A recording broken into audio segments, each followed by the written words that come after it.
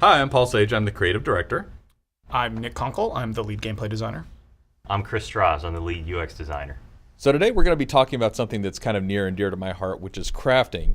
Having a failed attempt at shop class in high school, this is one of the areas where I feel like, hey, this is my fantasy. It's something where I can really stand out and make things for other players and for myself.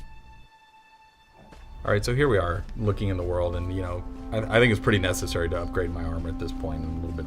One of the nice things I think about this spot is, not only is it visible on the horizon here, but if you see in your compass there, this is what we call a crafting locale that allows me to create special set items.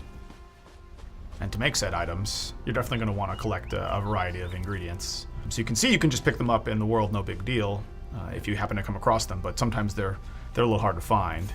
And that's where, if you've leveled up enough in crafting, these skill points in keen eye are really valuable. And there's a keen eye for every type of material you might find in the world. And you can see in the background there. From a certain distance, those special crafting materials will light up such that they're easier to find and harvest. Again, it doesn't matter if you are a particular type of profession. Anybody can gather any kind of resource node in the world, which I think just makes it more fun. Yeah, I really like that we try to make it so that as you're exploring, it's just kind of around every nook and cranny. Anybody can go out and they can collect wood or they can collect these ingredients, right? But only the crafters who actually spend points on these things can see them highlighted in the world like that. You think you've seen them all, but then you look at an area with keen eye and you're like, oh man, there are a lot of flowers here to pick up.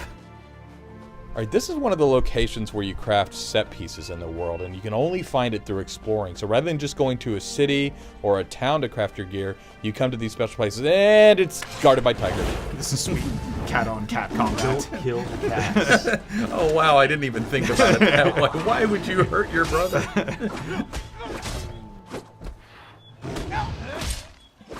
But yeah, in addition to just, running around and finding different things you could use for crafting, there's leather you'll come across on different creatures, the different ingredients that you can use depending on what you're trying to craft. Yeah. And now that we've dispatched our kind of distant relatives, it looks like we are going to go into an alien ruin here to craft these special set pieces.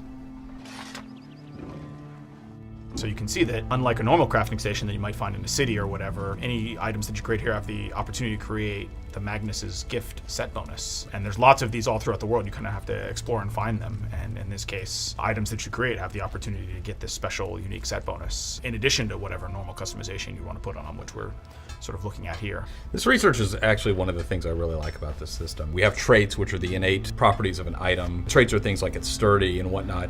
And here, to actually learn to put a trait on an item, you have to destroy that item that already has that trait, and then over time you learn how to do that. So you become one of the crafters who can really start to specialize. Say all the traits on a sword, well then people are going to naturally try to seek you out and buy swords from you. And in this case right here, there's lots of opportunities in crafting to deconstruct or extract the valuable materials from anything you come across in the world, whether it be something that another player traded to you or that you found via loot or in a treasure chest or something along those lines. Everything you find is going to be useful to you in some way in crafting, if only to just advance your skill more.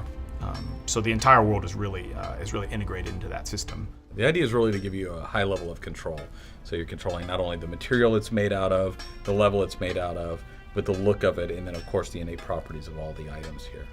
You could really kind of create some cool stuff here. In this case, you can choose to make a Khajiit armor that looks like the Khajiit style versus whichever else you might want. In this case, you can make Khajiit because you are a cat, and I think, again, just the thing to emphasize here is you're creating this very custom piece of gear, and in this case, maybe it's a simple one that's just a chess piece. Oh, nice switch there. Yeah, that was Nice. good.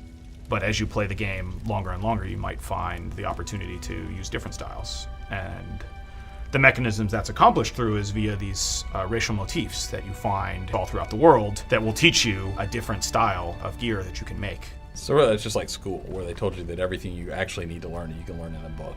Exactly. Yeah. But here you'll actually use what you've learned. Oh, come on now. Nose. I think it's worth mentioning that you don't find this set in the world. It doesn't drop. only crafters can craft this particular set piece in this particular location in the world.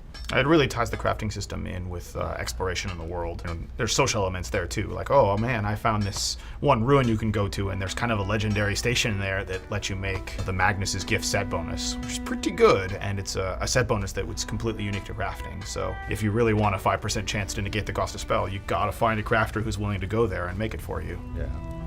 When you want to improve an item, so when you first create an item, it's going to start out at this quality level, at the lowest quality level, which is white here, and then you'll raise it up to the next quality level, which is fine or green. And to do that, you have to have tempers in the case of blacksmithing. And so here we have a honing stone temper.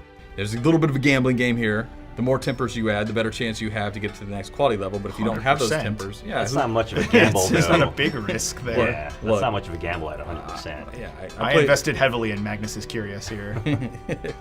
I don't think it's curious. It's Curious, I whatever. think it's Oh, much okay, more come fun when you take a little bit of a risk. And this is really the gambling portion part of the game. This is where you're deciding if you want to try to improve the quality of that item. Although I Yeah. do not. And by fun, you mean I'm never ever going at something like, say, 45% here, which is the only. Oh, geez. So we're out of dwarven oil. We only have a 45% chance to do it. This is totally a pressure luck moment here. I This is would the not do this. big money, no whammy. Big Oh. money, no whammy.